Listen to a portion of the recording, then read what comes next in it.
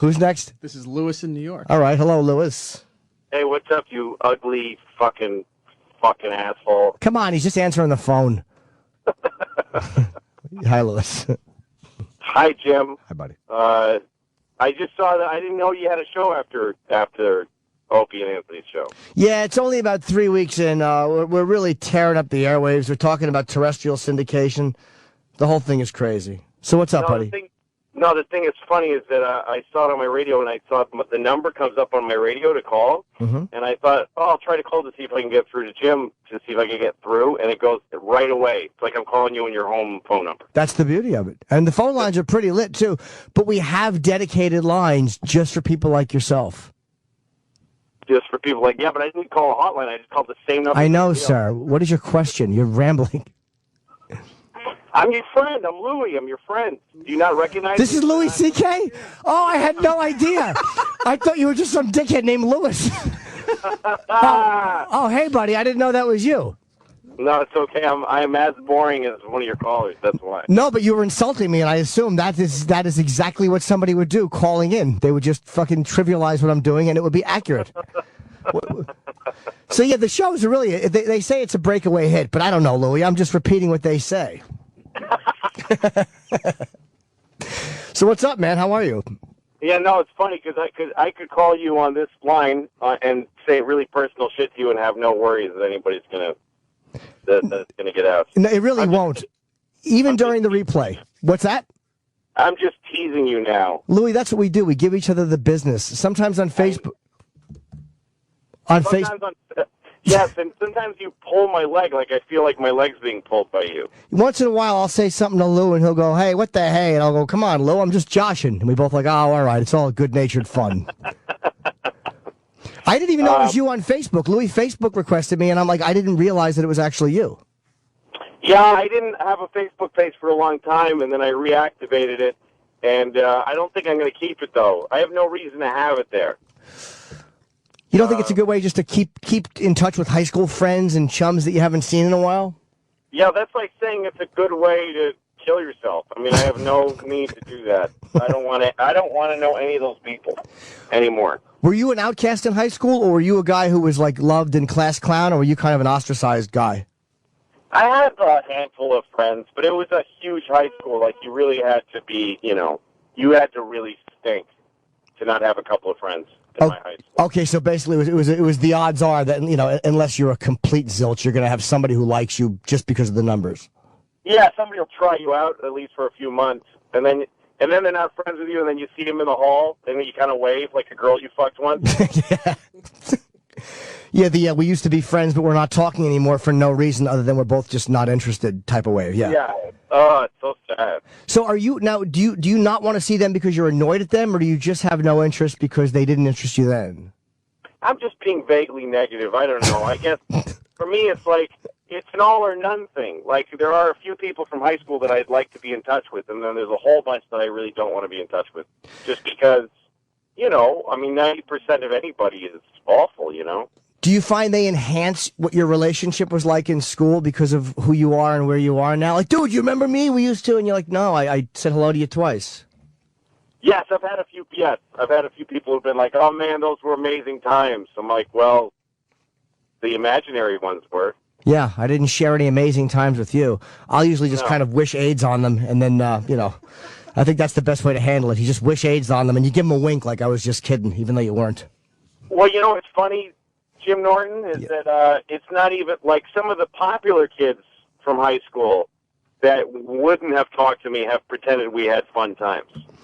Like, you think it would be like the kids who have no friends, but they're all doing fine now. Well, the popular kids, a lot of times, I think, peaked in high school. Like, when you see those guys who are 40 and still wearing their varsity jacket and still telling those dumb stories, it's like, that was the high for you. And we're guys like yourself and me, we didn't peak until we were fucking 35 and begin not becoming zeros. Isn't this better, though? Isn't it way better to peak later in life than in those years, which I've kind of forgotten high school. I don't remember a lot of it. Yeah, most of my fond memories are not centered around high school at all. And yeah, you're right. It's much better to peak now when you know what to do with it. I mean, back then you banged one or two chicks, but now it's like it's so much greater to go out and fuck girls that are still high school age, and here I am 44 and, fucking 20-year-olds. Yeah, exactly. You're well, if it's a 20-year-old, it's a really dumb girl in high school. I know. Well, let's be honest. I padded that a few years, but I padded 5 years onto that just so I don't get in trouble. No. But no, if you peak in high school, you're good for 3 years. And then you have to ride out like fucking 50 years of misery or 60. Yeah, but because... if you peak at 35, it's going to be a longer. You're going to be, I mean, you started peaking in your 30s and you're still there. Yeah, I mean, I feel like there's still hope for more to happen. I don't feel like I'm on the downslide yet, where it is a high school zenith. The rest of your life is trying to capture some glory that equals what you had when you were 18, which is just, I feel almost depressed for those guys when I see them now, how their lives are and how they can't wait for the reunion. And it's like, oh, fuck, I have zero interest in that. Well, it used to be a very much shorter life expectancy for human beings. Right. So 18 used to actually kind of be your peak of your life. And then, you get in your 20s, you start getting, syphilis and and bubonic plague and dying. So, right. So people really, and kings and queens and those people were all in their 20s, late teens, back in history. Right. So now we are inventing how to live this long. And, to have any kind of life. But anyway, I'm sorry, I'm boring right now. No, you're not. It's actually, it's interesting because, it's not boring at all, because the high school peak years is something that a lot of people who are listening have either dealt with or they didn't peak in high school, and it's like they feel like pieces of shit because they're 25 and they haven't done anything, and that just means you got something left to do. And as long as you're not doing drugs or just being a complete cunt, you have plenty of good things ahead of you. Oh, yeah. Definitely. That's what you and I do. We take negative and we make a positive out of it, Lou. We take lemons and we make lemonade. We take lemons, we make lemonade, we drink it, and then we piss on the face of some high school kids. Yeah, of someone who's not peaking in high school. We just urinate on them and degrade them for being the zeros that we were. Exactly. Where are you now, brother? Where are you? I'm just in traffic on the West Side Highway. I'm on my way home. Oh, okay. You're going back out on the road. Oh, are you doing fucking O2 in London? You're doing the arena? Yes, I am. I'm doing the O2 in London. Congratulations, man. That's an amazing feat. That's a real arena show.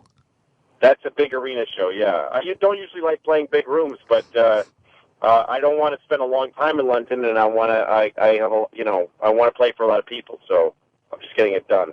Now, are you going to do arenas when you come back here? Are you kind of testing the waters on that to see how much you like it? I don't know, man, because I like the rooms I'm playing in on this tour are all most of them are about 2,500 seats. Right. And to me, that's plenty. I mean, I could have played Madison Square Garden this year, but I wanted to sell tickets myself. Right. And MSG uses Ticketmaster, so you don't have a choice there. So I played the City Center, and I did 12 shows instead of 2 at the Garden. But to me, when you go to see a comedian, you don't want to go up a big concrete ramp and have a big fucking cup with Carmelo Anthony on it, and, and you're watching him on a jumbotron next to a guy wearing a Rangers jacket. That's not comedy to me. Right. Then it feels like, hey, we're at this event and we're enjoying this event, but it does not have the intimacy or the connection of just a stand-up on stage in front of you. That's what I think. So it's just a way for stand-ups to make a lot of money all at once. But Chris Rock played O2, and he told me it was really great, and that it can be intimate and feel like a real soul. Because O2 is more that's European arena, so that's 12,000. Right. MSG is 20 or something like that. So. Well, it's nice to know that you could do it, and you're choosing the other way. It's not like you couldn't do it, and you're just choosing, I'd rather do 6 shows than 1 show just because they're going to be better shows. Yeah, I don't mind doing more shows, and I'd rather have the shows go well. And the amount of I actually make more doing the more shows than the MSG. So and then the fans pay less, and it's more fun. It's so great that you did that, dude. You really, I mean, honestly, you really changed the way people are doing business, because the networks know now they don't have the final say in whether or not somebody does a special. You really fucking rolled the dice, and you changed the way people think about doing business, which is amazing that you did that. Well, I don't know what it did for anybody else. I mean, I think that people still have to. You still have to be established to get like it's not a way to break out. You know what I mean? Right. Like selling a special online isn't a way to get noticed. If you're nobody or lesser known, it's hard to get traction. Right. But the reason mine sold is because I've been doing this for 25 years. I have a show on TV, and mostly I think as I sell tickets on the road, it follows that trend more than it did anything from TV. So, but somebody who's just started, I mean, they shouldn't have a special anyway. So, no, and if you're doing it 5 or 6 years, you shouldn't have a special, and you shouldn't have that kind of draw. But there's guys with big fan bases like yourself, and Aziz and Gaffigan and a few other guys. Yeah. It just takes a bit of fucking juice away from the networks, which is just really, really nice. And eventually, certain comedians may start putting younger comedians on their sites, which will just be another fuck you to the network. So whatever works, but I'm just so happy you did that. Thanks. I saw your last one, Please Be Offended, and it's really fucking funny. Oh, thank you, man. Thanks. Yeah. Hoping to do another one. I'm going to go. Why are you going to do another one? Just because I want to just do another special. No, I know, but when? Oh, when? I would like to do it this year. I would like to do it in April if I can. I would like to do it. I'm ready to go now, but I would rather wait until April so it's a year. Yeah, good. I just want to make those people laugh, Lou. Spread a little joy. You know what I mean? That's all that we all ever want to do. All right, buddy. Take care. See you, Jim. Bye, Lou. I had no idea, you rocked that was Louis C.K. We thought you would have recognized the voice. No, on the phone, it's weird. So I just thought it was a guy named. I almost told you to hang up on him because I thought it was a guy named Louis fucking with me. It'd be great if you did. I know, and I didn't know it was him, and I had to explain. Like, oh, sorry. You said you want to do a special, hopefully around April. I would love to. Yeah. Is there any cities that you're looking at doing it? I want to shoot. If I could shoot my next special, I want it to be in Boston. Wilbur Theater. Maybe the Wilbur, yeah, or I think Louis shot, and I think it was Constitution Hall. Okay. He shot one of his specials, and he recommended that to me. But there was some weird bureaucracy, which is why I didn't do it last time, and I went to